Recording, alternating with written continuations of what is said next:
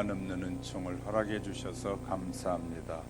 우리 마음 다하고 성품을 다해 섬기고 높여드리기에 부족함이 없도록 붙잡아 주시옵소서. 이 시간도 주의 성령님께서 연약한 종을 붙잡아 주시고 우리 모두를 붙잡으셔서 하나님의 뜻이 우리 안에 이루어져 가도록 깨닫고 새로워져 가도록 성령님 인도하옵소서. 우리를 구원하신 예수님의 이름으로 감사 기도드립니다. 아멘.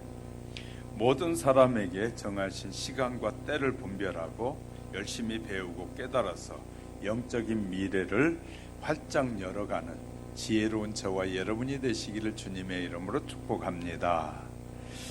매우 성공적인 사업가로 평생을 살아온 90세에 가는 할아버지가 계셨는데 그는 평생을 부유하게 사셨기 때문에 영문은 아직도 깨끗하고 건강해 보이는 분이었습니다. 그런데 그 가정에서 특별히 그 할아버지 주변에서 사용이 금지된 용어가 하나 있었는데 죽음이라는 단어였습니다. 그 할아버지는 죽음은 물론 죽음이라는 이 말 자체도 거부하고 싶었던 그런 분이었습니다. 왜 그랬을까요? 죽고 싶지 않았기 때문이다 라고 말하고 있습니다. 더 살고 싶다 그 말이에요. 90이 넘었는데도 불구하고 그는 왜냐하면 죽음의 원인과 죽음의 결과가 어떻게 이루어지는지를 배우지 않았기 때문에 죽음을 두려워하더라는 것입니다. 오늘 본문은 전도자는 깊은 통찰력을 가지고 지혜로운 이 말을 하고 있습니다. 그는 인간사에 펼쳐진 수많은 사건을 접하면서 거기에는 오묘한 진리가 있다는 것을 독자들에게 깨우쳐주고 있습니다. 특히 만사에는 때가 있는데 인간의 힘에 의해서가 아니라 이 세상을 창조하신 절대자에 의해서 모든 일이 계획되어 있고 그 계획에 따라 때를 맞추어 진행된다는 사실을 깨닫고 우리에게 말해주고 있다는 것입니다. 이것은 무엇을 뜻하는 말씀이냐 하면 하나님의 섭리를 의미하는데 우리에게는 극히 우연한 것처럼 보이고 예기치 못한 돌발 사고로 보이는 일이 얼마나 많이 있습니까? 그러나 전도자는 결코 세상 만사를 우연에 돌리지 않고 있습니다. 거기엔 우주의 주관자이신 하나님의 섭리가 반드시 개입되어 있다라고 알려주고 있는 것입니다. 만사에는 하나님의 계획이 있고 이 그 기한이 차기까지는 아무도 그것을 앞당기거나 연기할 수가 없다는 사실을 우리에게 알려주고 있습니다. 그리고 하나님이 세우신 그 목적에 따라 영적인 세계도 함께 이루어져가는 때가 있음을 말하므로 숙명론이 말하는 것은 이 옳지 않다는 사실을 우리는 알게 됩니다. 오히려 인간은 하나님의 세우신 때와 기한을 향해 성실하게 살아야 하고 하나님 앞에서 늘 겸손하게 살아갈 수 없는 존재임을 깨달아서 늘 겸손하게 살아가는 지혜가 충만해지기를 주님의 이름으로 축복합니다. 첫 번째, 오늘의 주제는 영적인 세계의 실상을 배우는 우리다라고 했는데요. 인간의 유전자에 감추어진 비밀을 우리가 배워야 합니다. 모든 인간에게는 본능이 있습니다. 대체로 이 본능은 생존과 관계가 있어서 배가 고프면 무엇인가 먹고 싶어집니다. 이성과 사랑을 나누고 싶은 욕망이 있습니다. 배설욕이나 수면욕은 인간이 억제하기 어려운 매우 강력한 생리적인 욕구이기도 합니다. 이런 식욕과 성욕 혹은 생리적인 욕구는 누가 가르쳐주거나 훈련받지 않아도 사람이 살기 위해서 본능적으로 나타나게 됩니다. 어떻게 이런 일이 인간의 신체 속에서 이루어져 나타나고 있는 것일까요? 깊이 생각해 보면 참 신비한 일인데 요즘 대부분의 사람이 가진 핸드폰의 기능을 생각해 봅시다. 단순히 통화의 개념으로 시작된 핸드폰이 영어로는 핸드폰이라고 안 하고 셀폰이고, 우리 한국말에서는 한국 사람들이 만들어낸 단어가 핸드폰입니다. 영어에서는 셀폰이라고 해요. 자, 전화기, 이 단순한 통화를 위한 것으로 시작했는데 지금은 전화기 가지고 뭐 합니까? 전화도 하고 녹음도 하고 또 텔레비전도 보고 카메라로 쓰고 mp3도 쓰고 인터넷, 온갖 기능들을 다 갖춘 모습으로 변화가 되어 있는 것이 핸드폰입니다. 인간의 과학이란 정말 놀랍지 않습니까? 그런데 복잡하고 다양한 기능들이 저절로 상황에 맞추어서 혹은 필요에 따라 진화된 것이 아니라는 것입니다. 기계 안에 그렇게 작동되도록 설계해서 입력해 놓았기 때문에 그렇게 된다는 것이에요.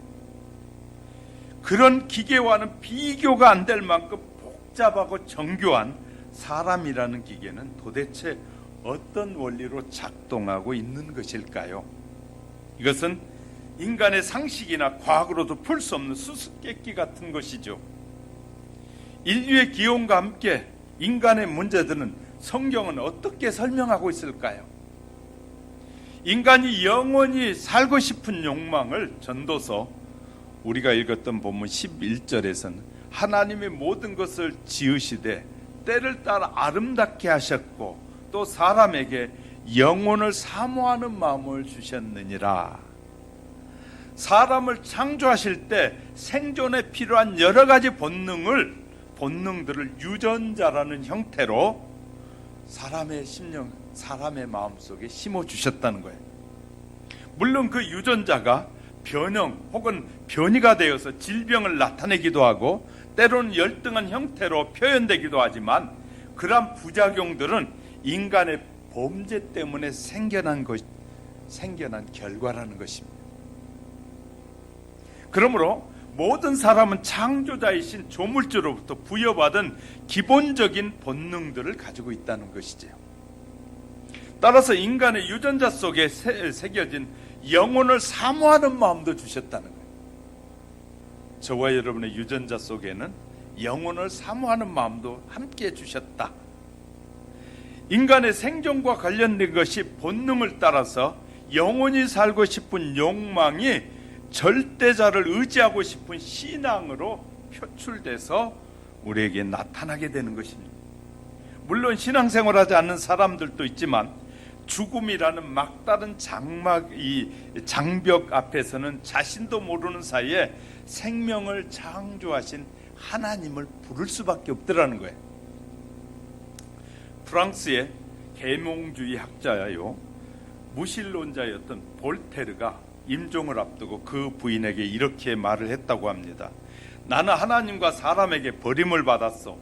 내 생명이 6개월만 연장된다면 나는 내게 가장 가치 있다고 생각하는 것들에 대해서 절반을 다 내어놓을 수 있어. 나는 이제는 그만 두렵고 떨리는 지옥으로 가게 되었어. 당신도 가게 될는지 모르오. 그리고 마지막 한 말인 그리스도의 나를 도와주소서라는 말을 남기고 죽었다는 거예요. 무신론자가 그리스도여 나를 도와주소서 이렇게 하면 죽었다는 거예요.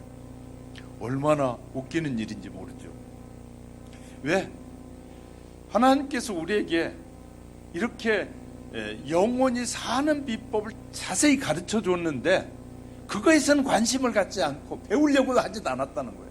오직 하나님이 없는 것에만 배우려고 했고 없는 것에만 없다는 사람들의 말만 따라가다 보니까 결국은 이런 비참한 인생에 이르게 됐음을 말하는 거예요. 인간의 본능을 충족시킬 수 있는 생존을 위해 유전자 속에 입력된 본능이라고 말씀을 드렸어요. 개인의 의지에서 적당한 노력을 얼마든지 본능을 충족시킬 수 있도록 본능이 주어진 거예요. 유전자 속에 부어졌는데 식욕이나 성욕이나 물욕이나 명예욕 모두 어느 정도 충족이 가능한 것들이에요. 그렇다면 영원히 살고 싶은 본능도 성취할 수 있다는 것이 아니겠습니까? 본능을 허락하신 하나님께서 그것을 충족시킬 수 있는 길을 열어놓으셨다는 말이에요. 그것이 어쩌면 당연한 이치이기도 할 것입니다. 사람이 본능을 어떻게 사용하느냐에 따라 불행과 행복이 결정된다는 사실입니다. 본능을 적절하게 균일하게 사용하면 건강과 행복이 따르는 것이고, 오늘날 사람들이 경험하고 있는 대부분의 불행은 식욕과 성욕과 물욕과 명예욕 같은 본능들을 오용함으로 나타나는 현상 중에 하나다. 영원히 살고 싶은 신앙적 본능도 마찬가지로 너무 사용하지 않으면 무신론자가 되고, 그것을 과도하게 사용하면 광신자가 되는 것입니다. 적절하게 사용할 줄 알아야 되는데, 사람이 식욕이나 성욕을 어느 정도 충족시킬 수 있는 원리와 마찬가지로 영원히 살고 싶은 인간의 욕망도 분명히 성취할 수 있음을 성경은 우리에게 제시하고 있다는 그 말이죠. 인간이 사느냐 죽느냐의 문제라고 하는 뇌의 혁명의 저자인 하루마야 시케오 씨는 저서를 통해서 다음과 같은 내용을 소개하는데, 전자현미경을 발견한 후나이 시치오 박사는 우주 전체에 창조주의 의지가 작용하고 있다라고 말했다는 거예요. 현미경을 만들어서 연구해서 발견한 사람이 우주 전체에는 하나님의 섭리가 있다라고 했다고 말하면서 뇌혁명에서 나는 그 의지가 유전자라는 형태로 우리 몸 안에 새겨져 있다고 생각합니다. 창조주의 의지에 합당한 사람은 살아남고, 창조주의 의지에 합당하지 않는 자들은 소멸하는 메커니즘이 인간의 몸 안에 장치되어 있다. 그렇게 말하고 있어요. 이것은 놀라운 발견인데, 그 유전자 안에 새겨진 정보, 즉 창조주의 의지를 사람들이 직접 읽을 수 있도록 나타나 있는 것이 바로 성경이다. 얼마나 놀라운 일인지 몰라요? 성경을 통해서 우리는 사람이 영원히 살아남게 하는 창조주의 의지가 무엇인지를 성경을 통해서 깨달을 수가 있다는 것입니다. 그리고 하나님의 의지와 뜻에 맞추어 사는 사람들은 죽고 싶지 않는 그 본능의 욕망대로 영원한 생명을 얻을 수 있을 것이고, 하나님의 뜻을 경시하여 거슬리는 자는 소멸하는 것이 자연의 법칙이기도 하다라고 말하고 있습니다. 그래서 예수님은 요한복음 5장 24절에서 내가 진실로 진실로 너에게 이르노니 내 말을 듣고 또 나를 보내신 이를 믿는 자는 영생을 얻었고 심판에 이르지 아니하나니 사망에서 생명으로 옮겼느니라 라고 말씀하고 계셔요. 뿐만 아니라 요한복음 11장 25절 26절에서 예수께서 가라사대 나는 부활이요 생명이니 나를 믿는 자는 죽어도 살겠고 무릇 살아서 나를 믿는 자는 영원히 죽지 아니하리라. 이것을 내가 믿느냐? 이러한 성경 구절들의 참된 의미와 함께 성경에 나타난 창조주의 의지와 사람이 영원히 사는 유전자 속의 비밀을 알게 해 주셨다는 것이에요. 이것은 바로 믿음의 중요성을 발견하게 하는 것이라는 사실을 믿으시기를 주님의 이름으로 축복합니다. 두 번째, 보이지 않는 실상들이 보이는 길이 열렸다고 말해요. 보이지 않았는데 왜 보이는 실상의 길로 열리게 됐다. 사람에게는 시각, 청각, 후각, 미각, 촉각이라는 5가지 오감이 있다고 말합니다. 사람은 이런 감각기관으로 모든 것들을 느끼고 판단하고 결정하게 되는 것이죠. 물론 이 모든 것이 조절하는 기관은 뇌라고 합니다. 그런데 문제는 이 모든 감각에 한계가 있는데 사람의 눈으로 볼 수 있는 미생물의 세계가 존재한다는 거예요. 자, 현미경을 사용하지 않고는 보이지 않는 미생물이 무수하게 살아 움직이지만 정상적인 시각으로는 볼 수가 없다고 말해요. 광활한 우주 안에 헤아릴 수 없는 많은 별이 존재하지만 눈으로 볼 수 있는 것은 매우 제한적이라는 것입니다. 연약한 인간은 이러한 사실에 근거해서 눈에 보이지 않는 세계와 물체가 얼마든지 존재한다는 것을 겸허하게 인정해야 한다는 말입니다. 소리도 마찬가지로 사람에게 가청 주파수가 있는데 보통 사람이 들을 수 있는 소리의 범위를 말해요. 가청 주파수라는 말은 대개 20Hz에서 2만 Hz까지라고 하는데, 가청 이 주파수가 20Hz 미만과 2만 Hz 이상의 소리를 들을 수 없다는 것이에요. 분명히 소리는 있는데 지구가 돌아가는 소리가 엄청나게 큰데 사람이 듣지 못하고 있다 그 말이에요. 사람이 볼 수 없는 사물, 들을 수 없는 소리, 말할 수 없는, 맡을 수 없는 냄새가 얼마든지 존재하고 있음에도 불구하고 우리는 그것을 믿지 않는 사람이 많다는 거예요. 믿지 않는 사람들이. 그렇다면 영적인 세계가 분명히 존재하지만 사람이 눈으로 볼 수 없는 또 다른 세계가 있는데 그 세계를 성경은 영의 세계다 라고 말해주고 있어요. 영적인 세계다. 그러면 소위 귀신이 들렸다는 사람을 자세히 관찰해 보면 인간의 상식으로는 도저히 이해할 수 없는 말이나 행동을 해요. 귀신이 들리게 되면 때로는 이 초자연적인 힘을 발휘하기도 하고 어떤 경우에는 다른 사람의 속마음까지도 읽어내요. 귀신이 들은 사람들이. 도대체 무엇이 그를 움직이고 있다는 것일까요? 의사가 아무리 애써도 고칠 수 없는 질병이 기도의 능력을 통해서 치유되는 현상을 우리는 어떻게 판단해야 하느냐고 말해요. 세계보건기구 WHO에서 1943년 건강을 다음과 같이 정의하고 있어요. 건강이란 신체적, 정신적, 사회적으로 정상적인 상태를 건강이다라고 말하고 있어요. 그런데 1998년에 그 정의를 수정했는데 건강이란 신체적, 정신적, 사회적, 영적으로 정상인 상태다라고 바꿨어요. 1998년에 영적인 상태도 건강해야 된다라고 추가했어요. 2002년 5월 11일자 국민일보에 소개된 내용이에요. 이 변경의 사유는 무엇일까요? 왜 이렇게 바뀌었을까요? 인간 세계의 신체적, 정신적, 사회적으로는 도저히 이해할 수 없고 설명할 수도 없는 현상이 계속되고 있기 때문에, 그렇게 계속되기 때문에 인간에게는 영적인 측면이 있고 그 영적인 측면과 연결되는 영적인 세계가 있다고 공식적으로 발표하게 되는 거예요.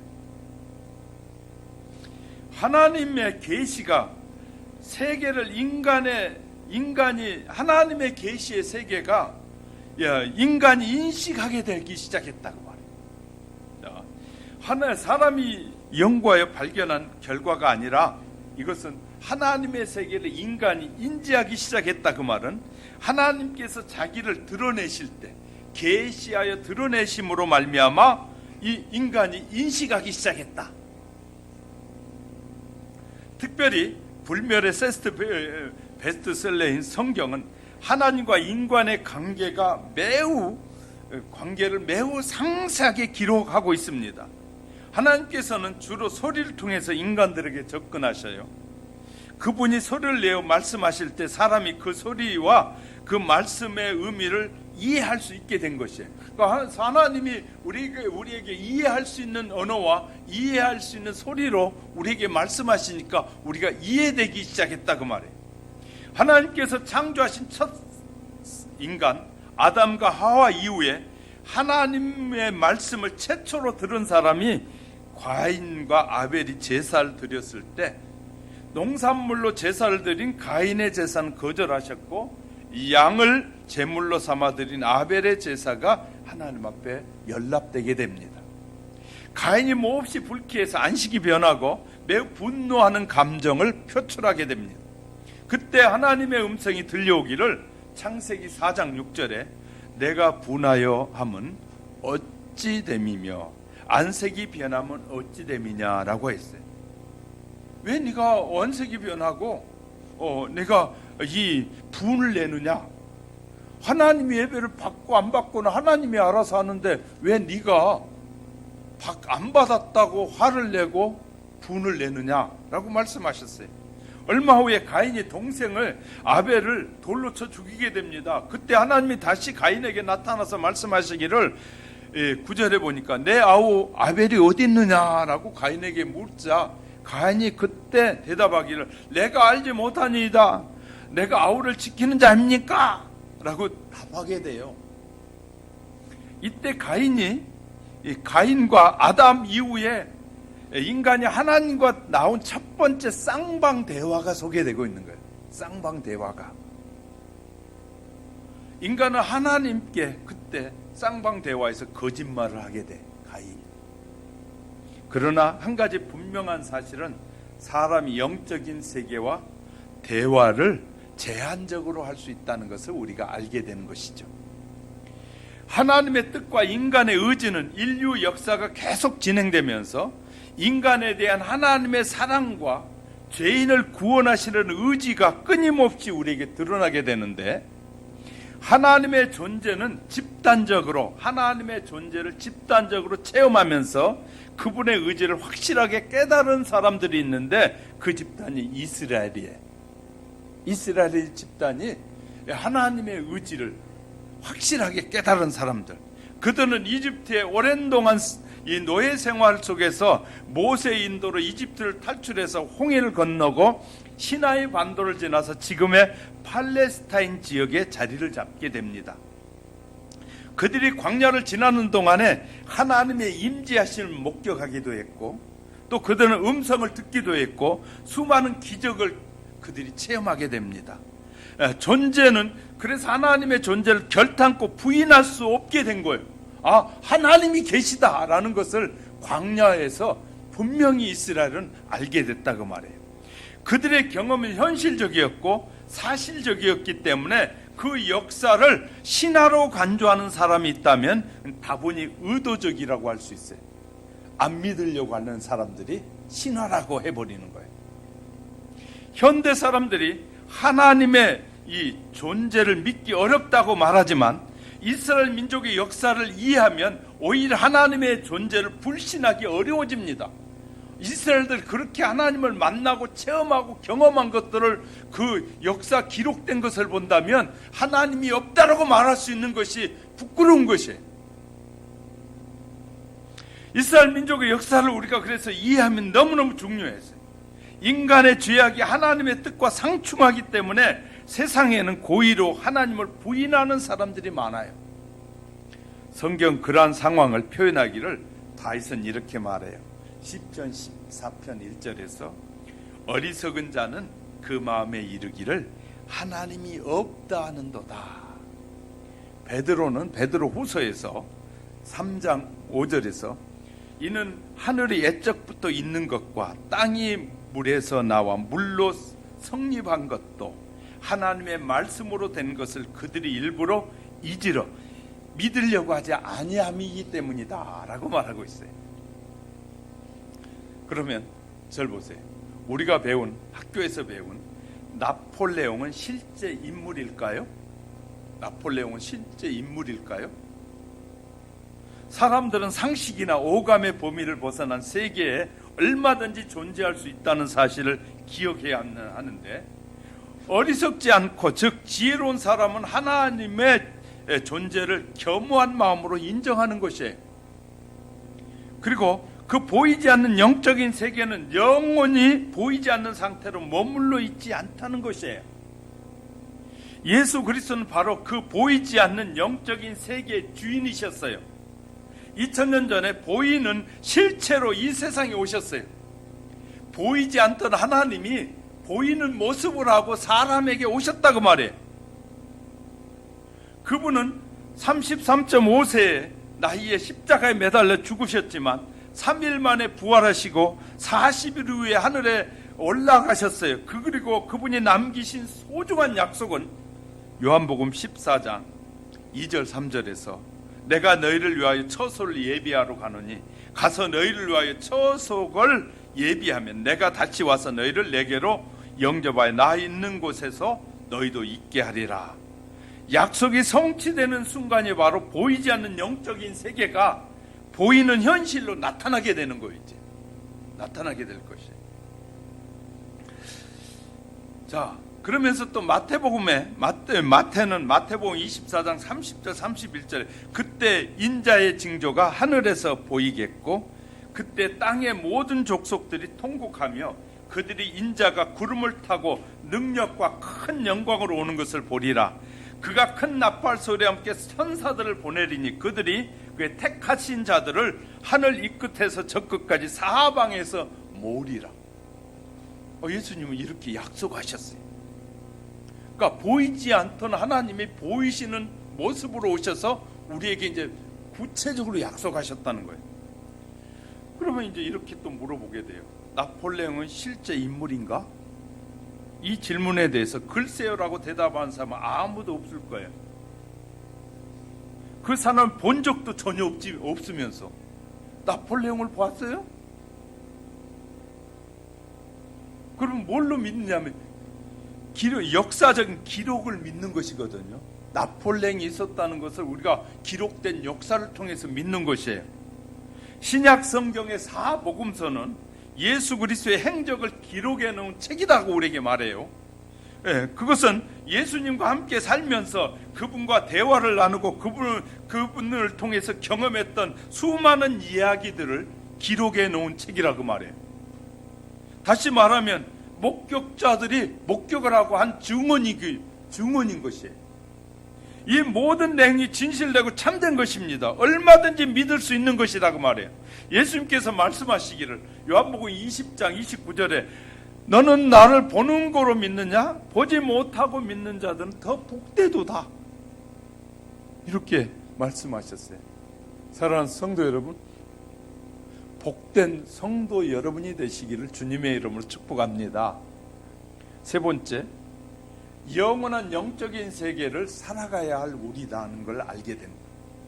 오래전에 심령 과학 시리즈에 잘 팔렸던 때에 실제로 일어난 비상식적이고 비과학적인 영계 사건 중에 사실로 확인된 얘기를 모은 책이 바로 심령과학입니다. 그때 한 책에 나온 내용을 소개해보면 1946년 어느 날 영국 맨체스터에서 축구 경기가 있었어요. 마트라는 한 청년이 경기가 끝난 후에 친구들과 술을 마시고 놀다가 늦어서 집에 갈 수 없어서 호텔을 구하게 되는데 워낙 사람들이 많아서 방이 없었다는 것이에요. 그래서 마지막으로 한 뉴스 호텔의 방을 찾았지만 역시 빈 방이 없어서 막 나오려고 하는데 한 종업원이 방이 하나는 있기는 있는데 사람들이 그 방에 들어가기를 싫어한다는 것이에요. 마트는 그 방에 묵기로 하고 들어서는 순간 약간 섬뜩한 느낌은 있었지만 늦어서 갈 곳이 없으니까 그냥 이 방에서 자겠다고 했다는 거예요. 그는 들어가서 소지품을 테이블 위에 올려놓고 그 다음에 샤워를 하고 담배 한 대까지 다 피고 난 후에 잠자리에 들었다는 것이에요. 얼마 좀 잤는데 누군가 자꾸 깨우는 느낌이 들어서 일어나 불을 켜고 방 안을 둘러보았는데 아무도 없고 문은 그대로 잠겨 있는데 다만 테이블에 올려놨던 자기의 소지품이 모두 아래 떨어져 있더라는 것이. 이상한 생각이 들어서 혹시 자신이 착각하는 건 아닌지 싶어서 모른다는 생각에 의식적으로 소지품을 테이블에 다시 올려놓고 잠을 청하는데 잠깐 잠이 든 순간에 똑같은 현상이 또 일어나 누군가가 깨우더라는 거예요. 그래서 이상해서 다시 일어나 봤더니 또 역시 소지품이 분명히 테이블에 올려놨는데 그 테이블에 있던 소지품이 다 떨어져 있더라는 거예요. 그 순간 소름이 끼치니까 이제 잠을 잘 수가 없어서 이 남은 시간은 깨어 있어서 아침이 다가왔어요.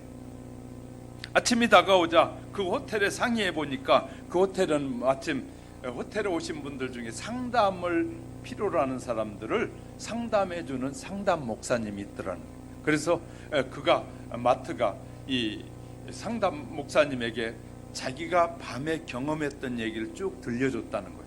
그랬더니 그 상담 목사님이 이런 말을 하더라는 거예요. 얼마 전에 한 사람이 담배를 피우고 끄지 않고 자던 사람이 있었는데, 그 사람이 담배 끄지 않고 자다가 그 방에 불이 나가지고 그 방에 자던 그 사람이 죽었다는 거예요. 화재로.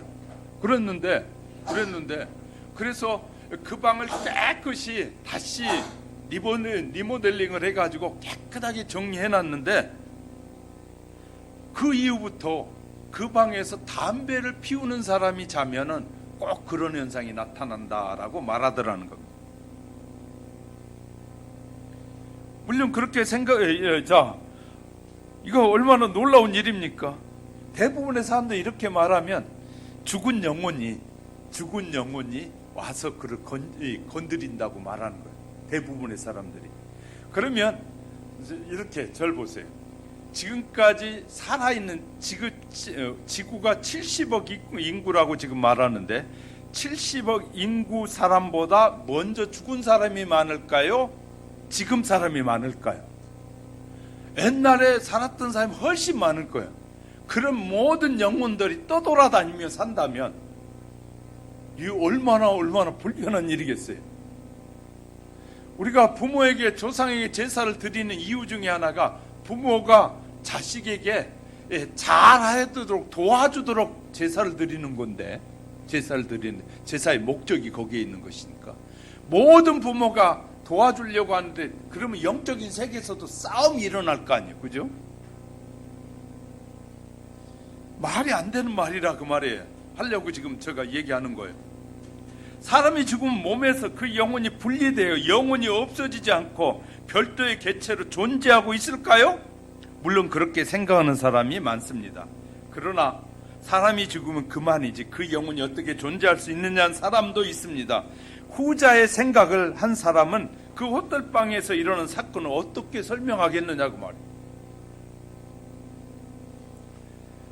자, 그러면 어떻게 설명하는지 성경은 뭐라고 말하고 있을까? 성경은 영적인 세계에서 활동하는 사탄의 존재에 대해서 그 기원과 역할을 매우 명확하게 우리에게 설명해 주고 있어요.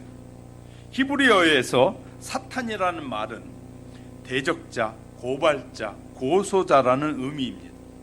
그는 원래 하늘에서 하나님께 수종을 두는 수많은 천사들을 다스리는 천사장이었어요.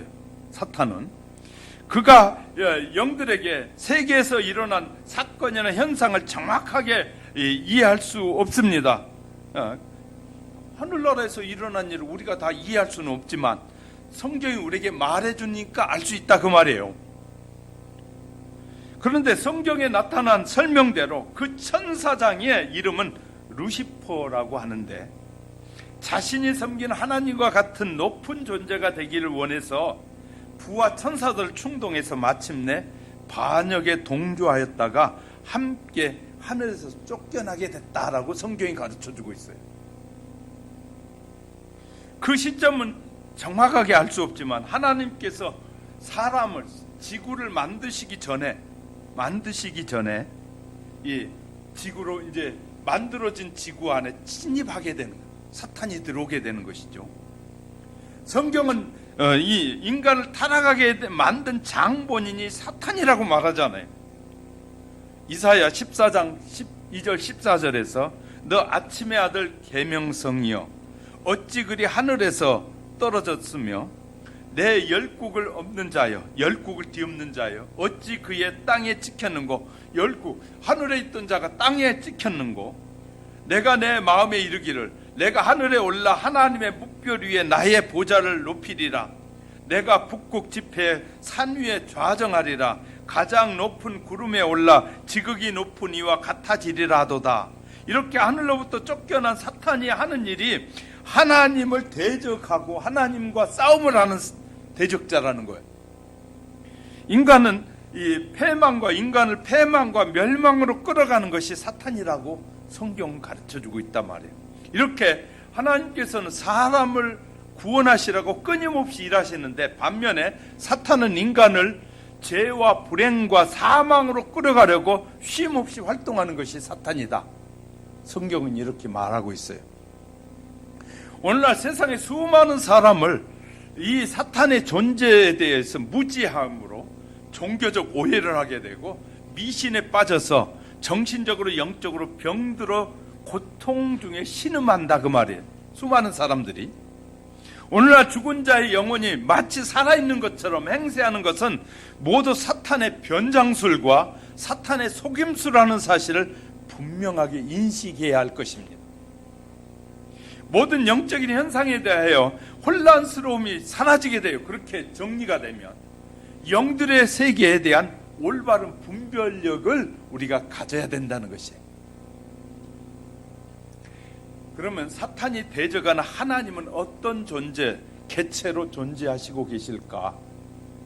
하나님께서 사람을 창조하실 때 말씀을 보면 복수로 존재하고 계신다는 사실을 알게 되는데, 창세기 1장 26절에 하나님이 이르시되 우리의 형상을 따라 우리의 모양대로 우리가 사람을 만들고, 세 번이나 말해요.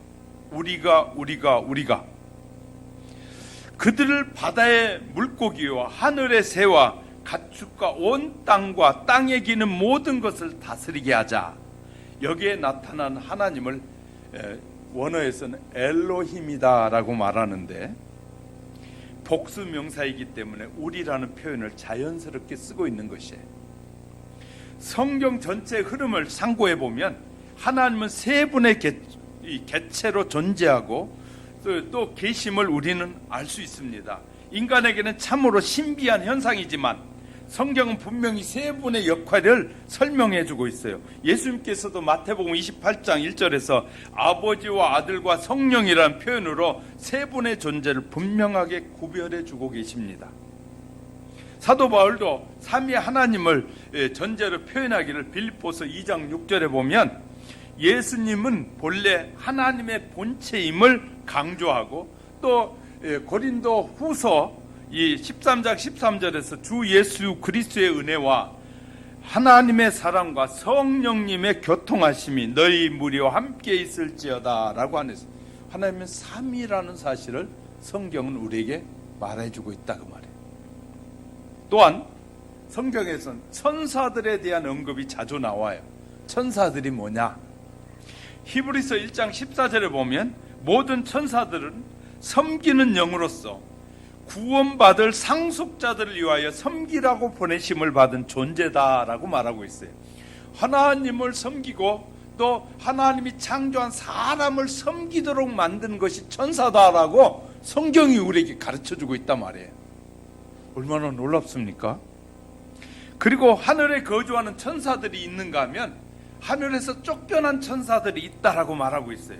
하늘에 거주하는 천사들의 역할에 대해서 다니엘서 7장 10절에 보면 불이 강처럼 흘러 그 앞에서 나오며 그를 섬기는 자는 천천히요 그 앞에 모셔 선 자는 만만이며 심판을 베푸는데 책들이 펴져 놓여 있더라.